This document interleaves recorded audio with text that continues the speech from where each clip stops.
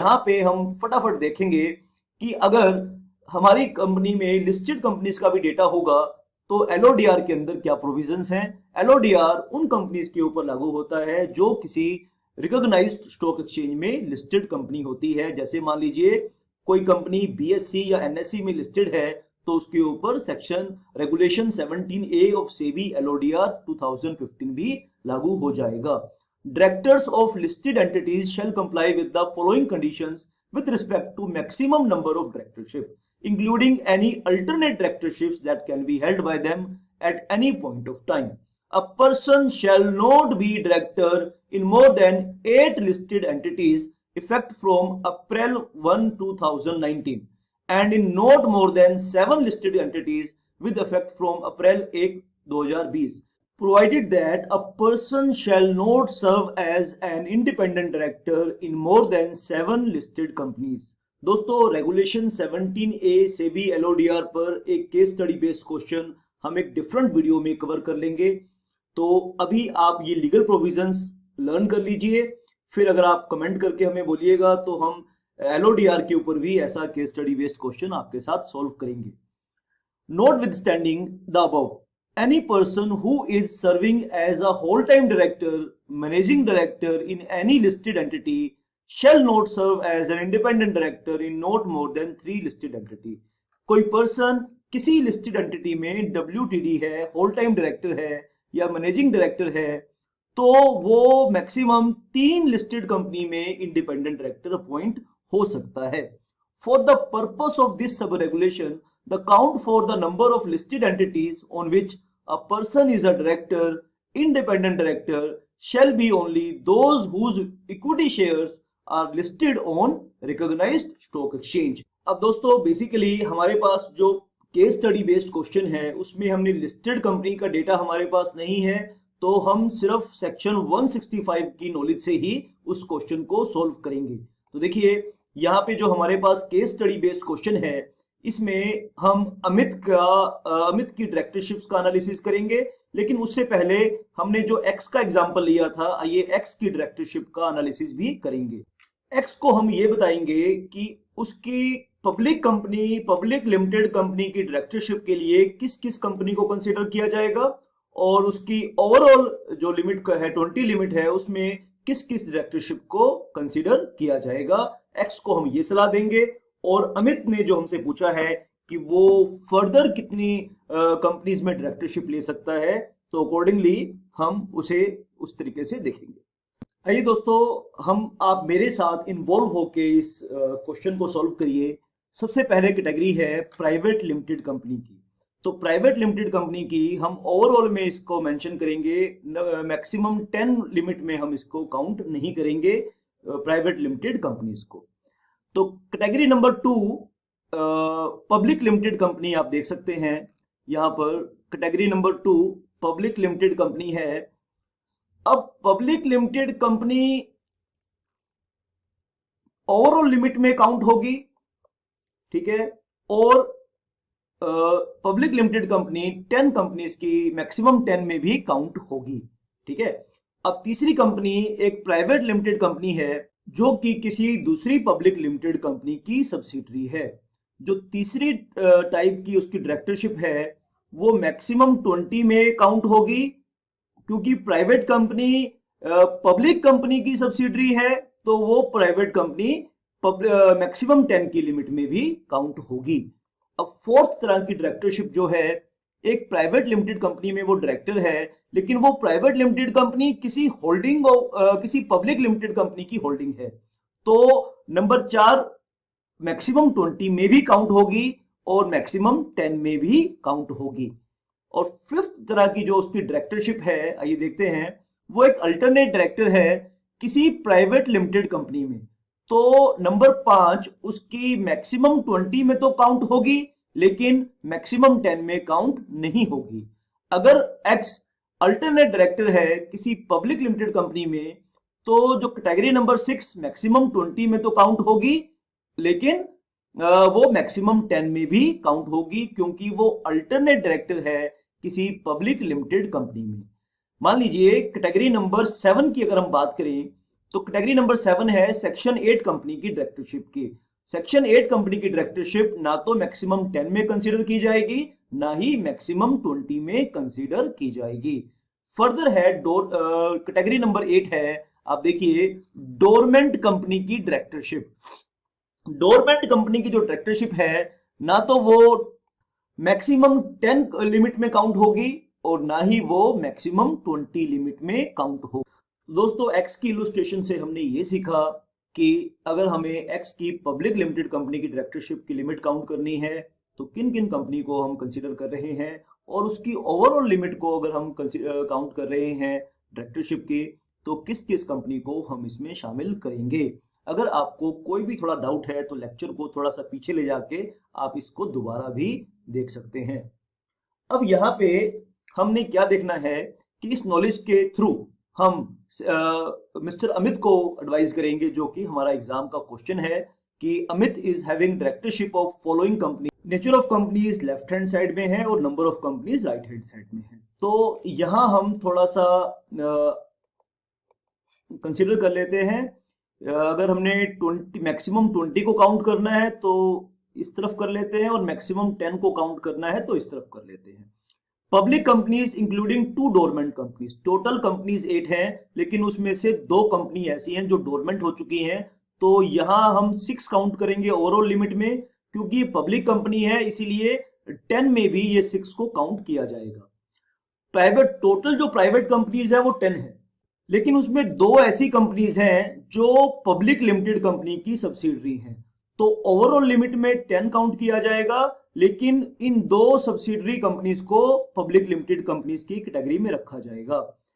अब तीसरी है alternate director in a private company, एक है, तो अल्टरनेट डायरेक्टर प्राइवेट कंपनी में है तो उसको हम 20 में तो काउंट करेंगे, लेकिन 10 की लिमिट में काउंट नहीं करेंगे। एक उसके पास है सेक्शन 8 कंपनी की डायरेक्टरशिप, उसको हम ना तो यहां कंसीडर करेंगे ना ही यहां कंसीडर, तो हम उसकी टोटल डायरेक्टरशिप को काउंट करें तो 10 + 6 + 1 तो ये आता है 17, और अगर उसकी पब्लिक लिमिटेड कंपनीज की डायरेक्टरशिप को काउंट करें तो 6 + 2 ये आएगा 8। यानी अभी उसके पास कितना मार्जिन है, आप ये देखिए कि टोटल वो 2 और पब्लिक कंपनीज में डायरेक्टर बन सकता है। अगर वो 2 पब्लिक लिमिटेड कंपनी की डायरेक्टरशिप ऑब्टेन करेगा तो टोटल नंबर हो जाएगा यहां पे 10, ठीक है, और यहां हो जाएगा 19। तो उसके पास एक और स्कोप है कि वो किसी एक प्राइवेट लिमिटेड कंपनी में डायरेक्टर बन सकता है, तो उसकी ओवरऑल लिमिट एग्जॉस्ट हो जाएगी, यानी वो 20 लिमिट, जो 20 मैक्सिमम डायरेक्टरशिप है, वो उसकी कंप्लीट हो जाएगी। आइए दोस्तों, अगर मैं इस क्वेश्चन को लैंग्वेज फॉर्म में लिखूं, एग्जाम में ये क्वेश्चन मेरे पास आए तो मैं किस तरीके से इसे लिखूंगा, आइए वो हम यहाँ पे चर्चा करेंगे, प्रेजेंटेशन करेंगे। आप ऐसे क्वेश्चन की कैसे प्रेजेंटेशन करें कि आपके मैक्सिमम मार्क्स एग्जाम में आए।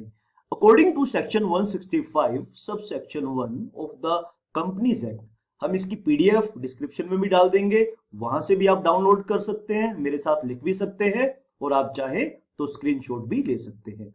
According to section 165 sub section 1 of the companies act 2013, no person can hold office as a director including any alternate directorship in more than 20 companies at the same time. For reckoning the limit of directorship in 20 companies, the directorship in a dormant company is excluded. Further, out of the above 20 companies, the maximum number of public companies in which a person can be appointed as a director cannot be more than 10. For reckoning the limit of 10 public companies, directorship in a private company that are either holding or subsidiary company of a public company shall also need to be included. तो पहले आपने legal provision mention कर दिया, अब आपने आना है question की लैंग्वेज पर। In the given case Amit is holding a directorship, तो देखो पहले आपने लीगल प्रोविजन मेंशन कर दिया, आंसर की शुरुआत, क्वेश्चन की शुरुआत आपने लीगल प्रोविजन से करी। अब आपने क्या किया, यहां पर जो फैक्ट्स हैं, जो केस के फैक्ट्स हैं वो रखा। अमित के पास क्या डायरेक्टरशिप है, 8 पब्लिक कंपनीज में डायरेक्टरशिप है, including 2 dormant companies, 10 private companies हैं, जिसमें से 2 सब्सिडरी कंपनी है पब्लिक कंपनीज की, एक अल्टरनेट डायरेक्टरशिप है और एक सेक्शन 8 कंपनी की डायरेक्टरशिप है। आपने देखा कि मैंने कुछ नहीं किया, क्वेश्चन के फैक्ट्स उठा के यहाँ वापस लिख दिए। अब हम क्या करेंगे, इन फैक्ट्स को ऊपर लीगल प्रोविजन के साथ अलाइन करेंगे, यानी लीगल प्रोविजंस के अकॉर्डिंग इन फैक्ट्स को एनालिसिस करेंगे। Accordingly in public company presently he is holding 8 directorship, क्योंकि देखो 8 पब्लिक कंपनीज है, 2 गवर्नमेंट कंपनीज है, तो 6 हो गई, और 10 प्राइवेट कंपनीज में से 2 सब्सिडरी पब्लिक कंपनी की है, और 6 और 2 8 कंपनी, 8 डायरेक्टरशिप हो गई पब्लिक कंपनीज में। प्राइवेट कंपनी की 9 कैसे आई, क्योंकि 10 प्राइवेट कंपनी में 2 गवर्नमेंट कंपनी थी, तो 8 आई, 8 बची, और एक अल्टरनेट डायरेक्टर है प्राइवेट कंपनी में, तो 9 उसके पास प्राइवेट कंपनी की डायरेक्टरशिप है और 8 उसके पास पब्लिक कंपनी की डायरेक्टरशिप है। Hence the total number of directorship he is holding 17। 9 + 8 कितना हो गया, 17। Since directorship in Section 8 company is excluded from reckoning the limit of directorship of 20 companies, thus Amit can take up to directorship in 2 more public companies and 1 more private companies। अगर वो 2 public company में directorship ले लेता है तो maximum वो एक और प्राइवेट कंपनी में डायरेक्टरशिप ले सकता है। दोस्तों यहां तक हमने, आइए अब हम इस बात को, लेक्चर की हम शुरुआत में हम जाते हैं। तो हमने इनिशियली आपके साथ डिस्कस किया था कि हम आपके executive program company law module 1 paper 2 का एनालिसिस कर रहे हैं। हमने बताया आपको 4 तरह के क्वेश्चंस आपके आते हैं, थ्योरी क्वेश्चन और केस स्टडी बेस्ड क्वेश्चन से हमारा क्या मतलब था वो हमने आपको दिखाया, डेमोन्स्ट्रेट किया, और उनके परफेक्ट आंसर आपने कैसे लिखने हैं एग्जाम में ये भी आपको बताया। अब इसके अगले लेक्चर में हम आपको बताएंगे कि ड्राफ्टिंग क्वेश्चंस को कैसे अटेम्प्ट करना है, और एक और लेक्चर में हम बताएंगे प्रैक्टिकल क्वेश्चन को कैसे अटेम्प्ट करना है। आप हमारे कोई भी इंपॉर्टेंट अपडेट को मिस ना करें, तो चैनल को अभी आप सब्सक्राइब कर लीजिए। That's it for this session, love you all.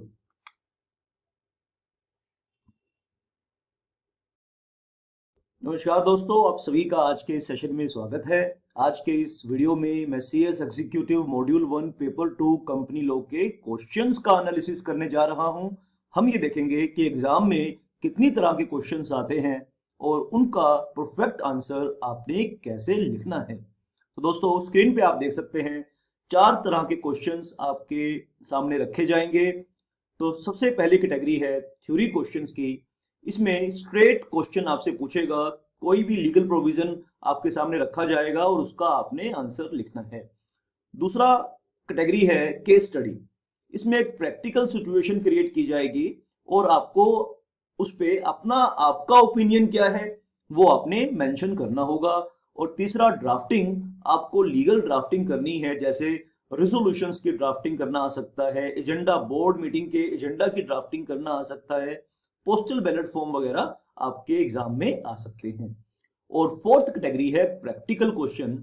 और जब मैं दोस्तों प्रैक्टिकल क्वेश्चंस की बात करता हूं, यानी इसका मतलब है कि you have to deal with numbers. आपको कैलकुलेटर यूज करना पड़ेगा, नंबर्स के साथ डील करना पड़ेगा, यानी न्यूमेरिकल क्वेश्चन को प्रैक्टिकल क्वेश्चन कहते हैं, सिचुएशन बेस्ड क्वेश्चन को हम केस स्टडी कहते हैं, और अगर आपसे क्वेश्चन में स्ट्रेट फॉरवर्ड लीगल ड्राफ्टिंग करवाने के लिए कहा जाएगा तो उसे हम ड्राफ्टिंग कहते हैं।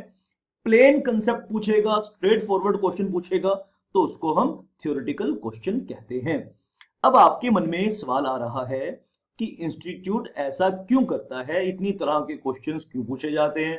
भाई देखो, आपका ऑब्जेक्टिव है शॉर्ट टर्म, आप चाहते हो फटाफट एग्जाम क्लियर हो जाए, डिग्री आपके हाथ में आ जाए।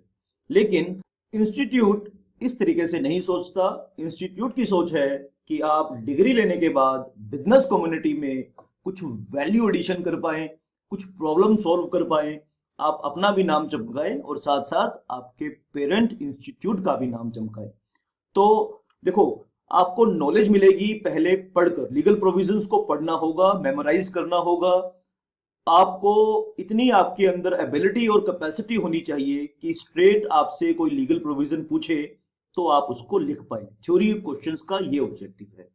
केस स्टडी बेस्ड और प्रैक्टिकल क्वेश्चन का ये ऑब्जेक्टिव है, जो कंसेप्ट्स आपने सीखे हैं क्या प्रैक्टिकल लाइफ में आप उनको यूज कर पाएंगे।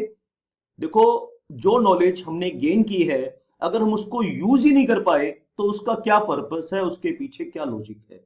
तो ना केवल आपको नॉलेज देनी है इंस्टीट्यूट को, बल्कि आप उस नॉलेज को प्रैक्टिकल लाइफ में यूज कर पाए, इसीलिए इंस्टीट्यूट आपसे प्रैक्टिस करवाता है कि प्रैक्टिकल लाइफ की प्रॉब्लम भी आप सॉल्व कर पाए। केस स्टडी बेस्ड क्वेश्चन और प्रैक्टिकल क्वेश्चन के पीछे ये ऑब्जेक्ट। अगर कोई पर्सन अपने आप को लीगल प्रोफेशनल बोलता है और लीगल ड्राफ्टिंग में उसका हाथ साफ नहीं है तो भी वो अधूरा है। तो इंस्टीट्यूट आपसे ये चाहता है कि लीगल ड्राफ्टिंग में भी आप महारथी बन जाएं, चैंपियन बन जाएं। इसीलिए वो ड्राफ्टिंग